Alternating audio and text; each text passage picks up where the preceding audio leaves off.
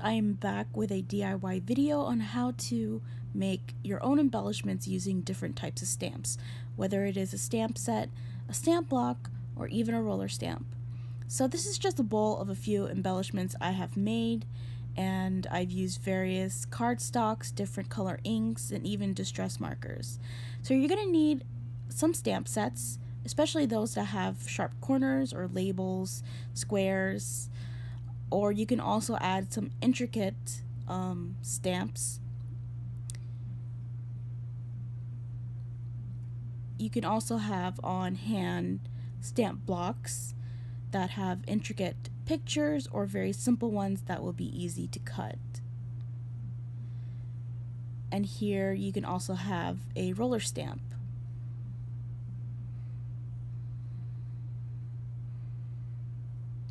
Also have on hand some ink pads in various colors or even in pigment ink or dye ink.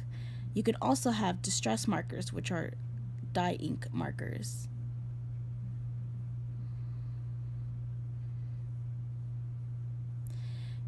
And also have some various papers like vellum, black cardstock, or pattern paper, or just a solid color paper or even white paper. And this is optional, you can also add some punches. And also have, of course, some acrylic blocks. And I do forget to show scissors and either use baby wipes or the Fawn shammy to clean your stamps afterwards. So I'm going to show you the square stamps, which are really easy to cut out. So this is just a label that's from one of the Citrus Twists stamp sets, and I just stamp it twice because you have the option of leaving it blank so you can write it in later when you use it in any of your layouts, or you can use a word from that same stamp set or a different stamp set and just add it already into the box so you don't have to write it in. And so here you can just simply cut it because they're sharp corners, or because especially since it's a rectangle, so it's just a lot easier to cut.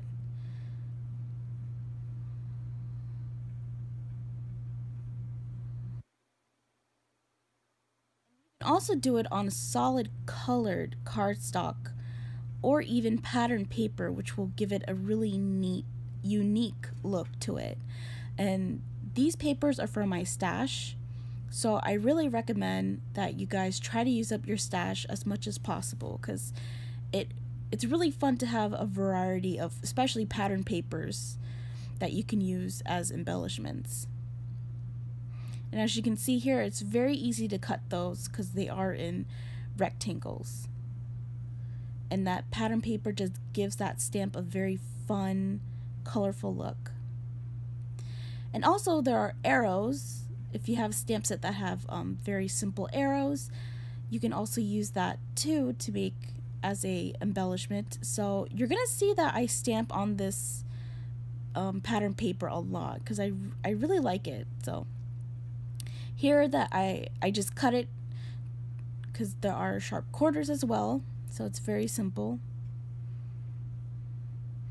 And you have a arrow embellishment. So here you can also make your own labels, but the solid labels, I questioned it first because I have a lot of black and white ink, but then I remembered I have my colored ink, so you can use a color ink first for the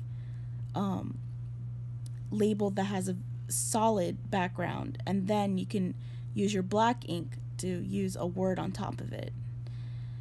And this is a trick I learned from Inky Quill. If you have a individual hole puncher, you can just use those to punch the corners, so you don't have to worry about using your scissors on that. And then you can also use intricate words. Now this is the Pinoy Pride for Mommy Lay, and I will link the website where you can get that. And when it comes to intricate stamps, you don't have to be perfect. You don't have to go through every crevice of that stamp. You can just roughly cut around it and it will still look good. And I forgot to mention that mahal kita means I love you in Tagalog. And you can also use it on black paper and vellum. And kape kape means coffee, of course. So here you can also use block alphas. And this is from Avery L. And I believe it's called Avery's Alphas. And I'm just going to stamp June. Now, you can cut it as a whole. That's your first option, which is a lot easier. Or you have a second option where you can cut the letters individually, which will take a little bit longer, as I will show you here.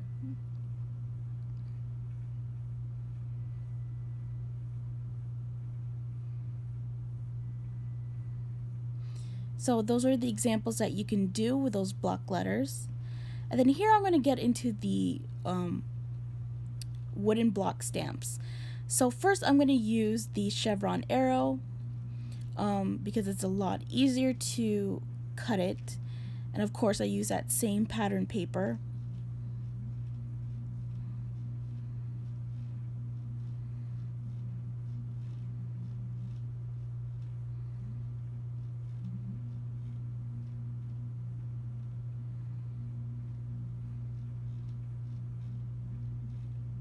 And here you have a very cute chevron arrow.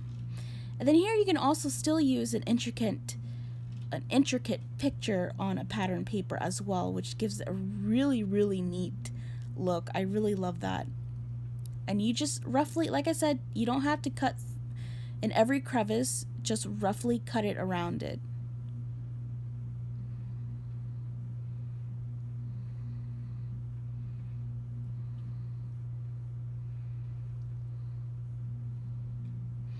And you have a really neat flower on pattern paper. You can also use distress markers, which are dye ink markers. And I'm only going to use the mauve lawn, and I believe the purple one's called, I think, something grape. I'm not sure, but I'm just going to use the green and purple.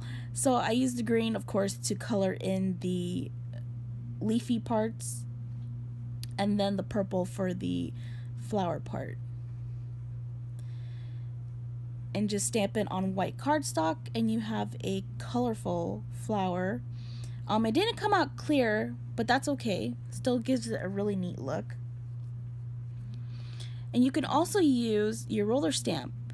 And with your roller stamp, which I will show you, you can use your punches to cut those words out.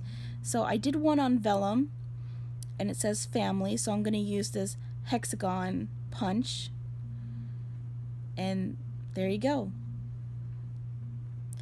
And then here I also use the same thing on this pattern paper for this. Now I do this a lot with my roller stamps. I don't know why, but I do get those end bits when I ink it too much, so make sure you try not to do that. And you can also use this type of punch as well, like a tag punch or a label punch actually. And there you go. And that is it. Those are the different ways that you can make your own embellishments using different types of stamps. I really hope this helps, and I will see you guys next time tomorrow with a video on Scrapbook Expo. Bye.